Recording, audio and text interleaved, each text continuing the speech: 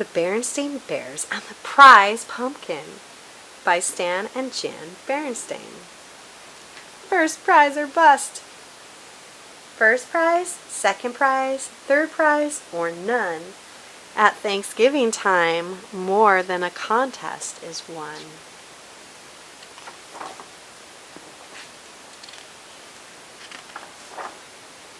Pumpkins are just like everything else in nature, said Papa Bear as he and the cubs finished weeding the pumpkin patch.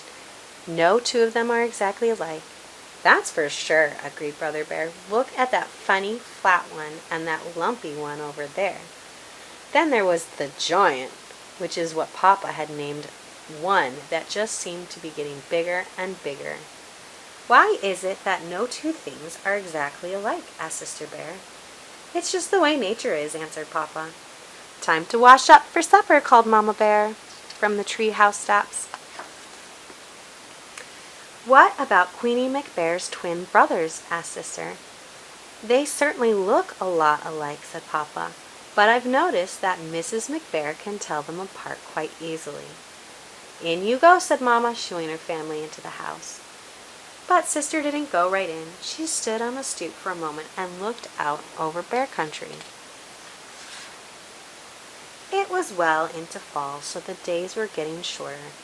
Halloween had come and gone. Pretty soon the bears would start thinking about Christmas. But right now, Bear Country was aglow in the setting sun. Farmer Ben's well-kept farm looked especially fine with its baled hay, corn shocks, and pumpkins casting long shadows. I guess nature's pretty amazing, Sister said as she looked out over the beautiful scene. It's the most amazing thing there is, said Mama. Come on now, in you go.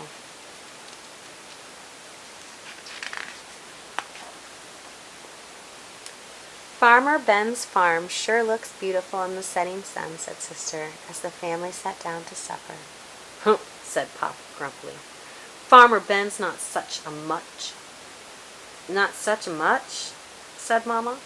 Why, Ben is the finest farmer in Bear Country, and besides, he's one of your best friends. That may be so, said Papa, but earlier today he came by and said, Nice little pumpkin patch you got there, Papa. What he said is true, said Mama, especially compared to his fields and fields of pumpkins. That may be so, too, grumped Papa, but I didn't like the way he said it. He sort of chuckled. My patch may be small, but the giant is big. It may be the biggest and best pumpkin in all Bear Country. What do you think about that? I think you're being oversensitive, said Mama. Come, let's clear the table so the cubs can do their homework. Brother and Sister sighed as they spread their books out on the table. What's that all about? Asked Papa. Oh, I was just thinking, said Brother, with Halloween over and Christmas almost 2 months away, there's nothing to look forward to. That's right, added Sister, nothing except lots of homework. Oh? Is that so? Protested Mama Bear. It just so happens that there's something to look forward to, something very important to look forward to, a very special holiday called Thanksgiving. That's when we give thanks for all the wonderful. Your Mama's absolutely right, interrupted Papa. He pointed to a notice in the evening paper. It said, Don't forget this year's Thanksgiving festival. Entry blanks for the big pumpkin contest available at City Hall. Thanksgiving's a very important holiday, especially this year, because we're going to enter the giant in the pumpkin contest and beat the pants off Farmer Ben. But Papa, he's a professional, said Brother. He's won the contest 10 years in a row. All the more reason to teach him a lesson. Come on, let's go out and check up on the next heavyweight pumpkin champion of Bear Country, he said. Now it was Mama's turn to sigh. Thanksgiving was about giving thanks, not beating the pants off Farmer Ben. Isn't it a beauty, Papa said after they admired the giant. Across the road they could see a field of Ben's pumpkins. There were lots of fine ones, but none that measured up to the giant. There's homework to be done, called Mama Bear from the house. As they left, the cubs asked Papa, "Aren't you coming in?" "Nope," he said. "I'm going to stay out here a little while and watch the giant grow." And grow it did. It grew bigger, rounder, and oranger every day. When Papa and the cubs went to City Hall to get an entry blank for the contest, they saw the place where the winning pumpkin would go on display. "We can't lose," said Papa. In their mind's eye, they could see their pumpkin in the place of honor. Mama tried to remind them what Thanksgiving was really about, but every time she did, Papa would interrupt. "You'll have to excuse me, my dear," he'd say. "It's time to water the giant." He not only watered it on a regular schedule and gave it special plant food, he also covered it with a blanket at night and tucked it in against the cold. One afternoon, the cubs got off the school bus with something important to tell Papa. But they were stopped in their tracks by what they saw. He was talking to the giant. Mama explained that Papa had bought a book from the swindler, Raffish Ralph, about how to encourage your plants to grow by talking to them. "Well," said Brother, "I don't suppose it could do any harm." "It sure could harm his reputation," said Sister, "if anybody saw him talking to a pumpkin." Papa," Brother said. "A cub at school told me he went on a class trip to Ben's farm and saw some pretty big pumpkins, especially one really big one that Ben calls the monster."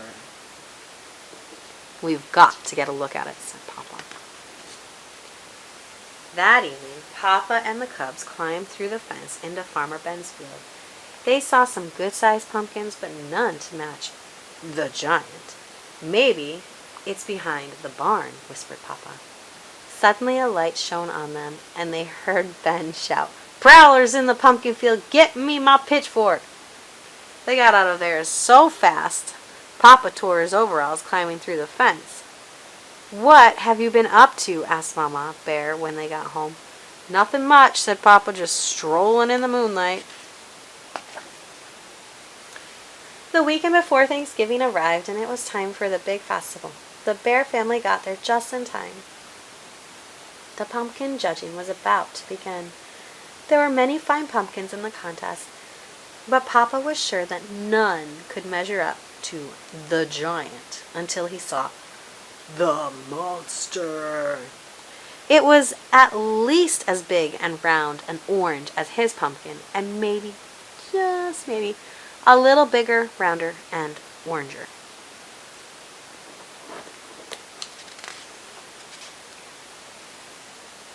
The bears waited nervously while the judges studied, measured, and weighed, and then studied, measured, and weighed some more. Finally, they made their announcement. "The first prize winner and still champion." Of course, that meant Farmer Ben had won. It was close. It turned out that Ben's monster was just a little bigger, rounder, and oranger than Papa's giant. But that wasn't the worst of it. The giant didn't even come in second. A beautiful pumpkin grown by Ms. McGrizz won second place. The giant came in third. Papa and the cubs were crushed and very quiet as they pushed their third prize winner home. It wasn't until they reached the crest of a hill that overlooked Bear Country that Mama decided to have her say. "I know you're disappointed, but third prize is nothing to be ashamed of. Besides, Thanksgiving isn't about contests and prizes. It's about giving thanks. And it seems to me that we have a lot to be thankful for." Perhaps it was Mama's lecture, or maybe it was how beautiful Bear Country looked in the sunset's rosy glow. But whatever the reason, Papa and the cubs began to understand what Mama was talking about. Even more so on Thanksgiving Day, after the bears gave thanks for the wonderful meal they were about to enjoy, Sister Bear gave her own special thanks. "I'm thankful," she said, "that we didn't win first prize. If we had, The giant would be on display in front of City Hall instead of being part of the yummy pies we're going to have for dessert.